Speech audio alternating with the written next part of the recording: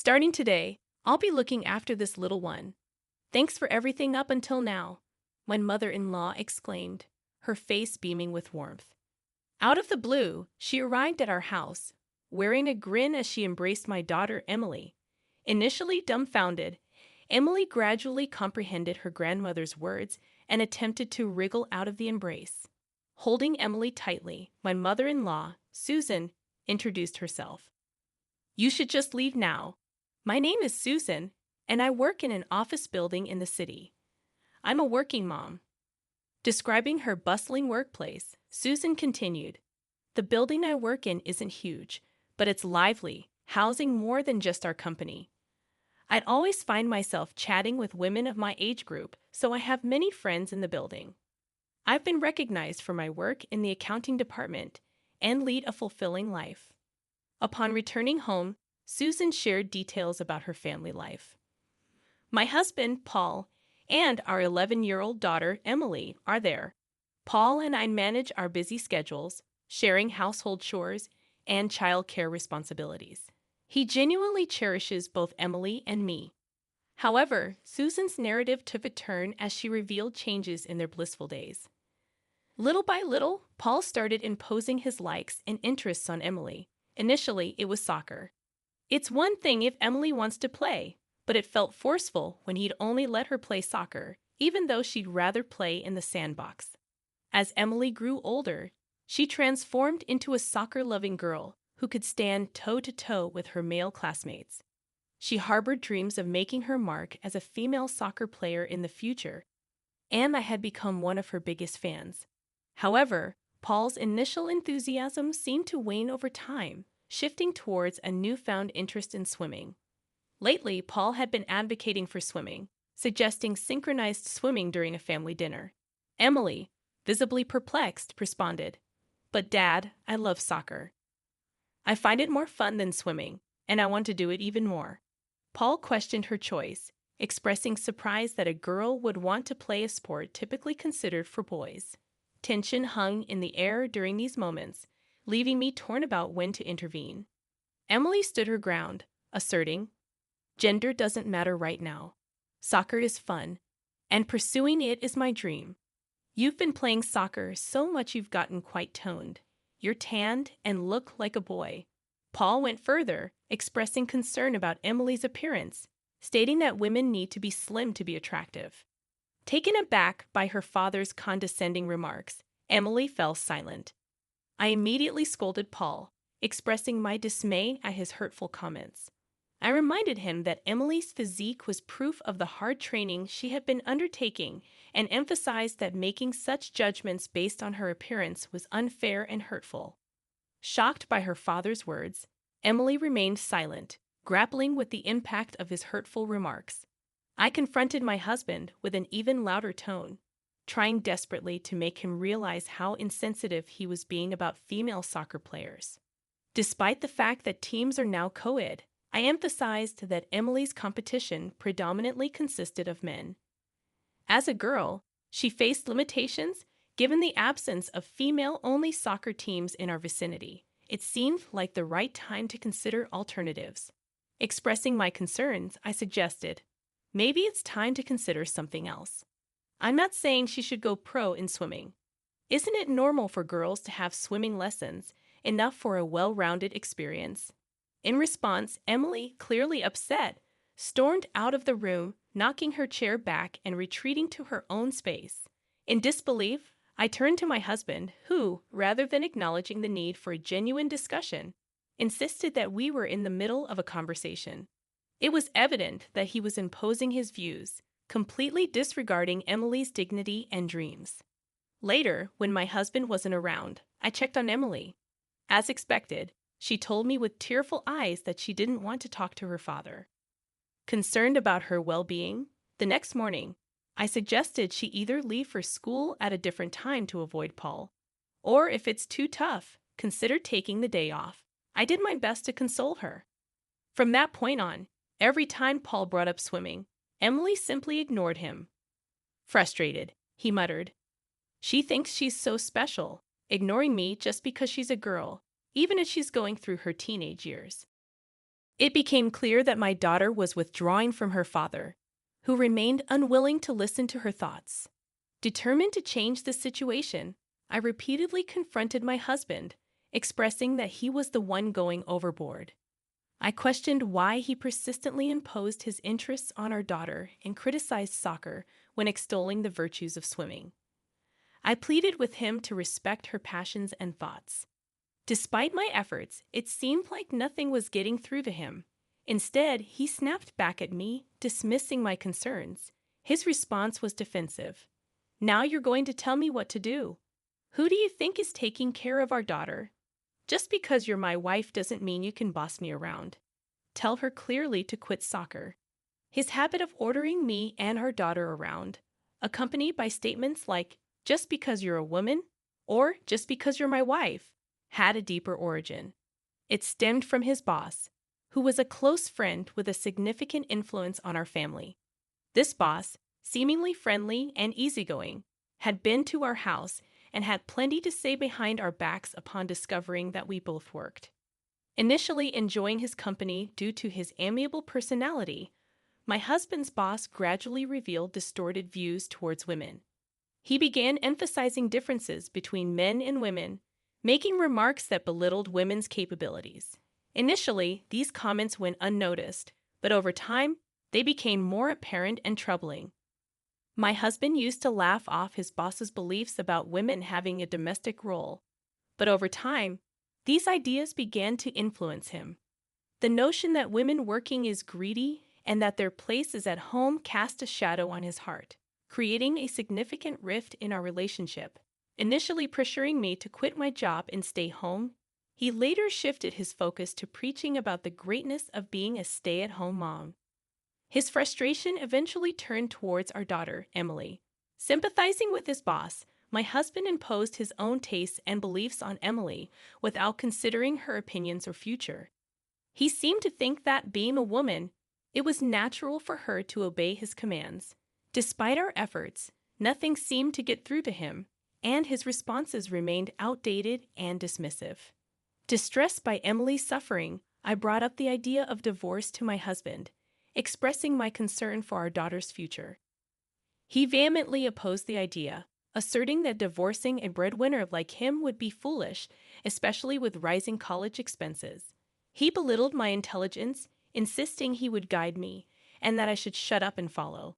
Taking a deep breath, I faced him, acknowledging the challenges divorce would bring but emphasizing that I couldn't let Emily be dominated by her father.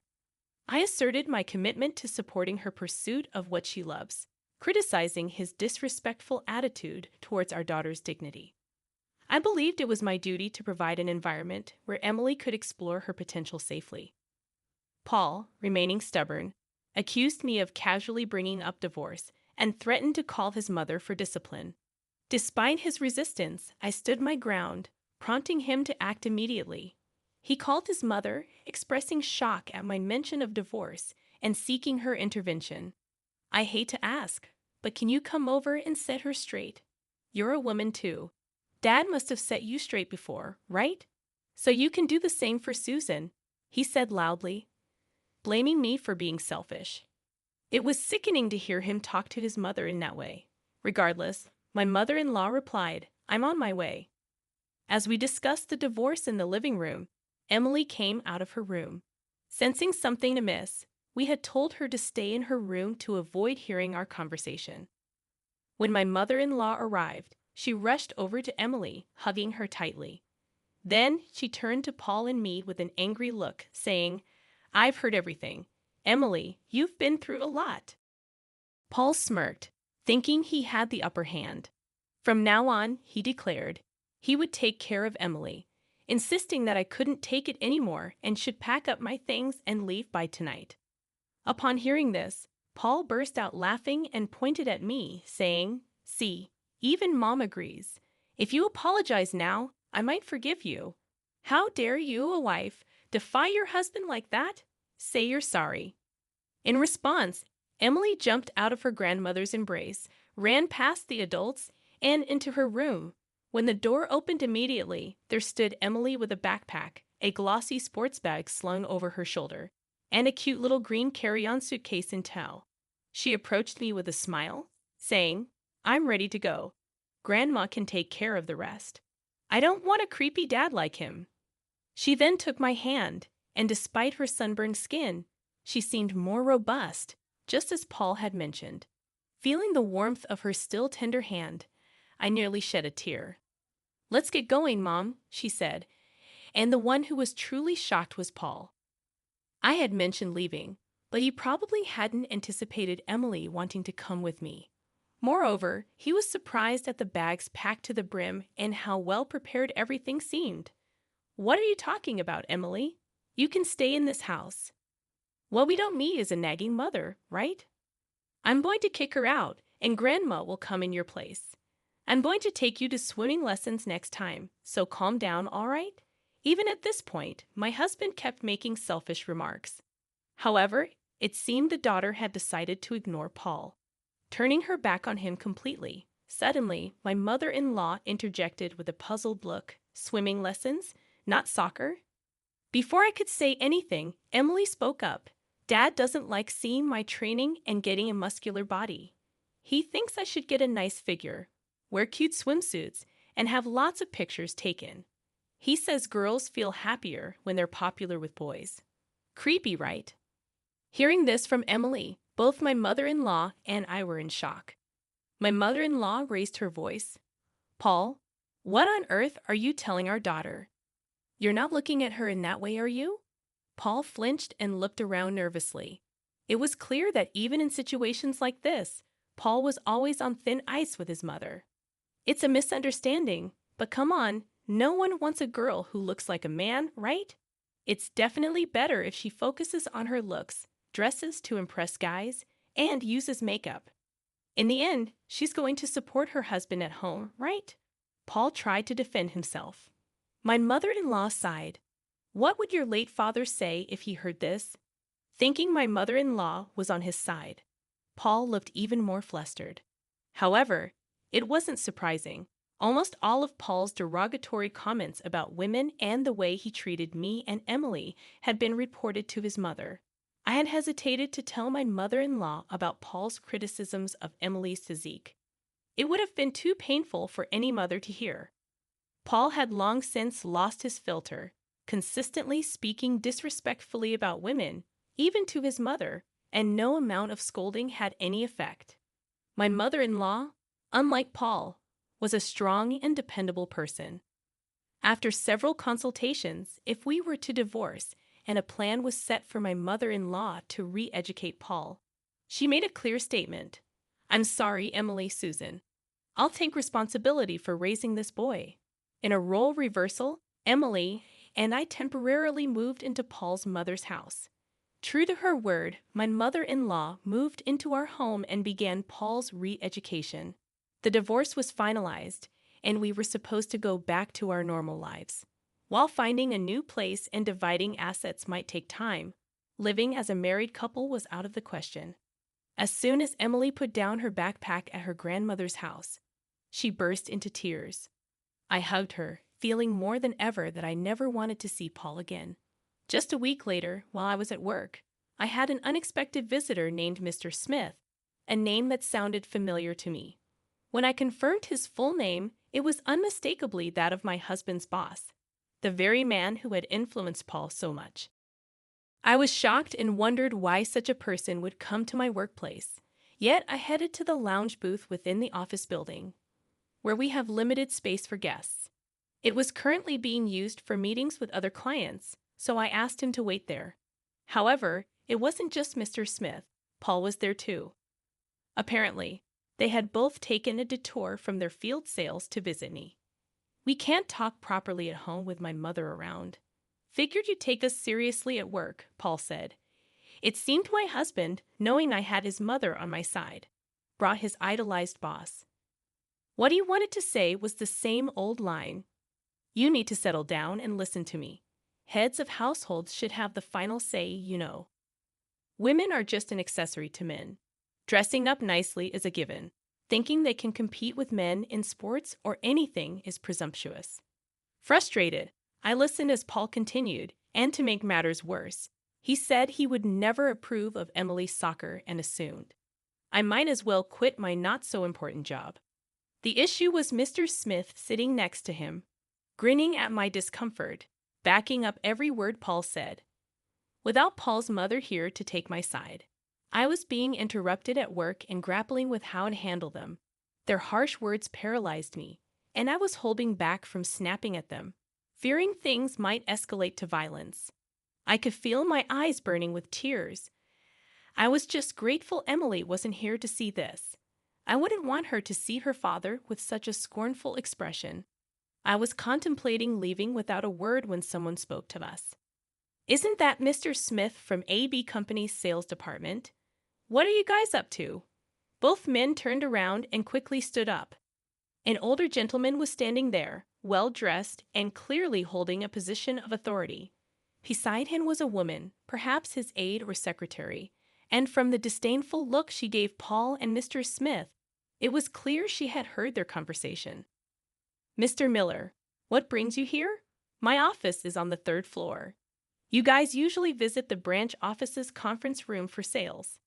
I guess you might not be interested in knowing this, but it might be useful for you to remember whether you're visiting the branch or the headquarters." At the sound and content of the man's chilling voice, Paul and Mr. Smith were left speechless, their faces pale as ghosts. The man was a business owner on the 3rd floor of the office building. If he didn't have meetings or appointments, he'd be over here, and I've seen him a few times before. The CEO remembered me and had been secretly listening to the intense conversation between us in the lounge. It wasn't until the secretary mentioned it that he realized Mr. Smith was a sales rep from one of their partners. "Heard she's your wife, huh? To act that way towards a woman and kids. Was that young sales guy with you, Mr. Smith? Hand over your business card now." The CEO then collected business cards from both of them, casting a disdainful look at the trembling pair. After all, they had been working in a conference room so grand that one could mistake it for the CEO's office at the headquarters. I found out later that Paul's company had stirred up a massive commotion, like poking a hornet's nest. "We'll have to reconsider our partnership with you. Please, I beg of you." I was transferred to a new branch of my company, given that my ex-husband knew my whereabouts, and being a single mother had its challenges. I was moved to a department prioritizing a more child-friendly work environment. Working in this new environment was quite stimulating for me. I could ensure time at home to chat with Emily, feeling fulfilled in both my work and personal life. Emily still passionately played soccer every day, and I was happy to fully support her dreams. Occasionally, I met with Paul's mother, making a bit of a trip to enjoy a cup of coffee at a fancy cafe and chat. One day, she talked to me about my ex-husband Paul's behavior. Paul had quit his job and apparently stayed home for a while, deeply depressed. During that time, Mr. Smith faced lawsuits from female colleagues at the company, and naturally, they lost touch. It seems that since putting some physical distance from Mr. Smith, Paul's perspective has been gradually changing. While we still need my mother-in-law to keep an eye on him, I do prefer the kinder Paul the first once knew. It's uncertain when he might relapse, so I haven't let him see our daughter Emily. Any exchanges are done through lawyers or Paul's mother, avoiding direct contact. Regardless of my history with Paul, I want to have a good relationship with her as an individual. When I expressed this, she got teary-eyed but agreed shyly. We're planning to watch a soccer game together. Emily has been selected as a regular player among the seniors, so we're going to